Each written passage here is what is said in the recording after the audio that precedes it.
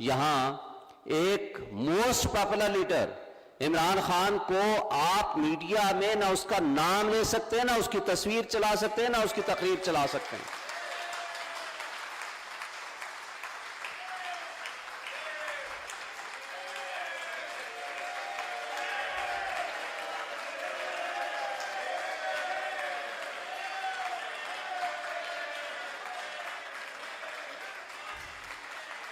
آج بھی تمام گیلپ سروے یہ کہتے ہیں مختلف، کوئی اس کو پاپولرٹی میں 70% رکھتا ہے، کوئی 80% رکھتا ہے، اور لیٹسٹ سروے جو آیا ہے ورلڈ ٹائم کا، ان کے بقول 97% پاپولرٹی عمران خان صاحب کی ہے،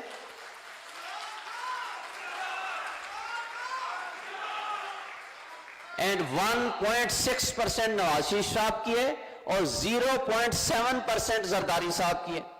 اور مجھے بار بار کہا گیا، میں بس 1 منٹ میں اپنی بات ختم کروں گا، بس اس کو سیاسی نہ بنائیں پلیز۔ اب کہنے کا مطلب یہ ہے کہ جو شخص فیڈریشن کی علامت ہے، آپ اس کو کہتے ہو کہ اس کو آپ نہیں دکھا سکتے، لیکن پھر بھی ہم کہتے ہیں ہمارا میڈیا آزاد ہے۔ حامد میر صاحب کے علاوہ سب کہتے ہیں میڈیا آزاد ہے۔ اب آگے ہمیں اسٹرانگ انڈیپینڈنٹ بینچ اینڈ بار کی ضرورت ہے۔ جب بار سٹرونگ ہوا کرتی تھی، حامد میر صاحب، چودھری اعزاز صاحب، کھوسا صاحب، اس وقت ہم نے ایک کامیاب موومنٹ چلائی اور پرویز مشرف کو مجبور کیا کہ وہ یہاں ملک سے بھاگا، اور اس نے اقتدار بھی چھوڑا، اور ہم نے rule of law, supremacy of constitution and independence of judiciary کے اس سلوگن کو کامیابی سے اپنی تحریک کو کامیاب کیا۔ اور آج ہم یہ بظاہر یہ کہتے ہیں کہ جناب بالکل آئین بھی موجود ہے، لیکن اس کے ساتھ ساتھ حامد میر صاحب نے بھی آپ کو کہا 2 صوبوں میں غیر آئین اس کے بعد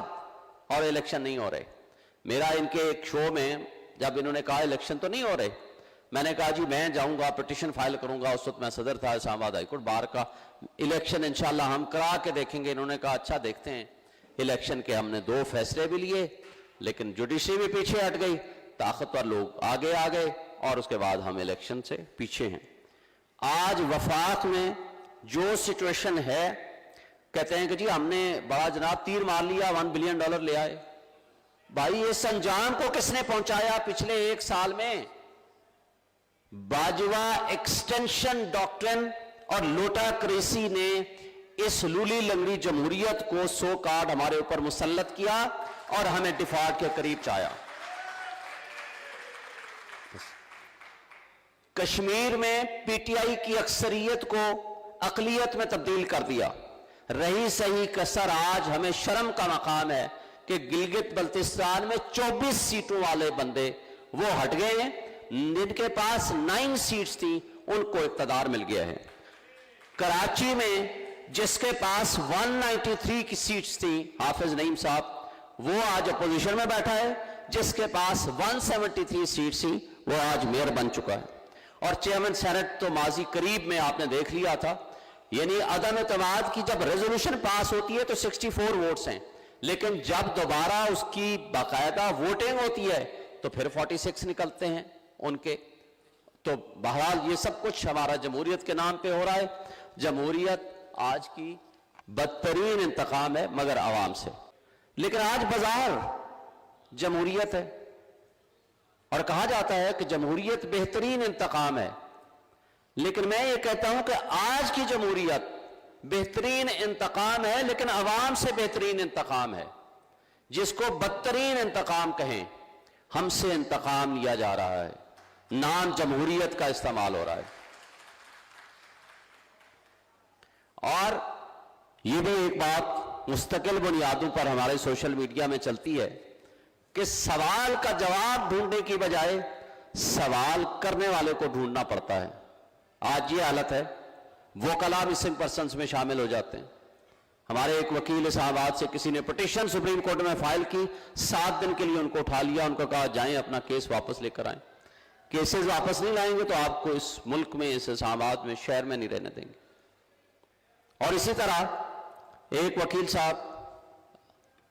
لاہور سے اپنے کلائنٹ زمان پارک میں عمران خان صاحب کو ملنے گئے، اور واپس آتے ہوئے گرفتار نہیں اغوا ہو جاتے ہیں، 7 گھنٹے بعد پتہ چلتا ہے، اور پھر سبسیکوینٹلی اتنا شور شرابہ ہوتا ہے تو ان کو ریلیز کر دیا جاتا ہے۔ ان کو کہتے ہیں کہ آپ بتائیں آپ وہاں کیا کرنے گئے تھے، اور جو ان کو ملنے جاتا ہے وہ باہر آ کر کے گرفتار ہو جاتا ہے یا مسنگ پرسن میں شامل ہو جاتا ہے۔ اور ہم کہہ رہے ہیں بڑے جمہوریت پسند ہیں، ہم جمہوریت کو فروغ دے رہے ہیں، کوئی خوف کی فضا نہیں ہے، ہم جمہوری اصلاحات کے لیے کمیٹیاں بٹھا رہے ہیں۔ بھائی جو جمہوریت کا بیسک کانسیپٹ ہے وہ جمہوریت کی فضا تو پیدا کریں، اور وہ جو خوف کی فضا میں آپ الیکشنز کرائیں گے تو اس کی کیا حیثیت ہوگی۔ اور یہ بھی ہم سے ڈھکا چھپا نہیں ہے کہ کس طرح کنٹرولڈ ڈیموکریسی کو ہم اپنی پسند ناپسند کے لیے ہم نے گھوڑے کبھی ایک پارٹی میں چھوڑتے ہیں، کبھی دوسری پارٹی میں چھوڑتے ہیں، کبھی تحریک استحکام بناتے ہیں، کبھی پاکستان مسلم لیگ کاف بناتے ہیں، اور جس طرح جمالی صاحب کو صرف ایک ووٹ کے ذریعے، وہ حامد میر صاحب کو ہی پروگرام کے ذریعے مجھے پتہ چلا تھا کہ وہاں بیٹھے ہوئے تھے کہ کس طرح وہ جو کنٹرول کر رہے تھے کہ حامد جمالی صاحب کو صرف ایک ووٹ سے جتوانا ہے، باقی دوسری طرف ووٹ ڈلوانے ہیں، اس کا سوچیں بھی نہیں، اور اس طریقے سے ہم نے جمہوریت کو لے کے آگے چلتے ہیں۔ اسی طرح آج اگر آپ دیکھیں تو میں کہتا ہوں کہ اس کیفیت میں ہمارے لیے سب سے بنیادی چیز یہ ہے کہ ہمیں انڈیپینڈنٹ سوچ کی فضا کو قائم کرنا ہے، تاکہ کوئی شخص سوچے، ادارے سوچیں، بیٹھیں، تھنک اینڈ ری تھنک کریں، تاکہ اس کے نتیجے میں کوئی اچھی پروپوزل، کوئی گڈ گورننس کی کوئی بات ہم آگے ملک کے اداروں کو بہتر کر سکیں۔ کیونکہ اس وقت تو سچویشن یہ ہے کہ ملک کے ادارے تو باندھی بن کے کھڑے ہوئے ہیں طاقتور طبقوں اور حلقوں کے سامنے، کہ جو وہ چاہتے ہیں ان کی خواہشات کے مطابق قانون بھی بدل جاتا ہے، انصاف بھی بدل جاتا ہے، اور اس کی خواہشات کے مطابق تمام تر کیے جانے والے اقدامات کو قانون کی شکل دی جاتی ہے، لیکن وہ خواہشات ہوتی ہیں چند اشخاص کی، چند طاقتور لوگوں کی، طاقتور طبقوں کی۔ جب ہم یہ کہتے ہیں کہ پاکستان سے، پولیٹکس سے، اسٹیبلشمنٹ کا، ملٹری کا رول ختم کریں تو وہ اس کی وجہ ہے، اس لیے کہ ان کا چین آف کمانڈ کا یہ مطالبہ تقاضا ہے کہ جب کوئی order who that must be obeyed without thinking، اور یہ بہتر بھی ہوگا شاید ان کے لیے۔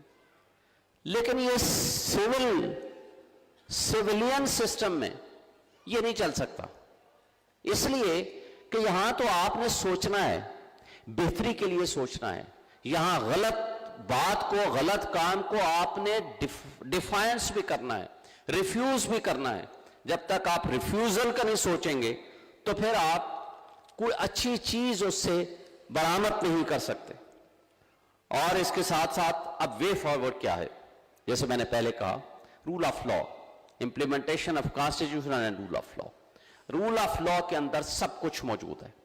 ہر وہ شخص جس کی جو ذمہ داری ہے قانون اور آئین کے مطابق وہ ادا کرے، کوئی غلط کام نہ ہو، جو جتنا طاقتور ہے وہ آئین اور قانون کا پابند ہو، جو جتنا کمزور ہے اس کو جو پروٹیکشن آئین اور قانون کے مطابق ہے وہ ملنی چاہیے۔ پولیٹیکل سٹیبلٹی تبھی آ سکتی ہے جب آپ اس خوف کی فضا میں الیکشن نہیں کرائیں، فری اینڈ فیئر الیکشن کرائیں، آئین اور قانون کے تابع رہ کر کرائیں۔ حقیقی جمہوریت وہ موروثی سیاست سے الگ ہو کر ہوگی، حقیقی جمہوریت موروثی سیاست سے کبھی نہیں آ سکتی، اور اس میں کوئی شک نہیں، جہاں اکنامک سٹیبلٹی کی بات ہوتی ہے اس کے اوپر یہ سارا ڈیپینڈنٹ ہے، اور اس کے ساتھ ساتھ ہمیں اوورسیز پاکستانیز کا ٹرسٹ ہم نے حاصل کرنا ہے، ان کو یہ یقین دلانا ہے کہ پاکستان میں آئین موجود ہے، قانون کی حکمرانی ہے، یہاں انصاف کا بول بالا ہوگا، اور جب تک یہ کنڈیشنز ہم فلفل نہیں کریں گے ہمارا پاکستانی بھی یہاں سرمایہ لے کر نہیں آئے گا۔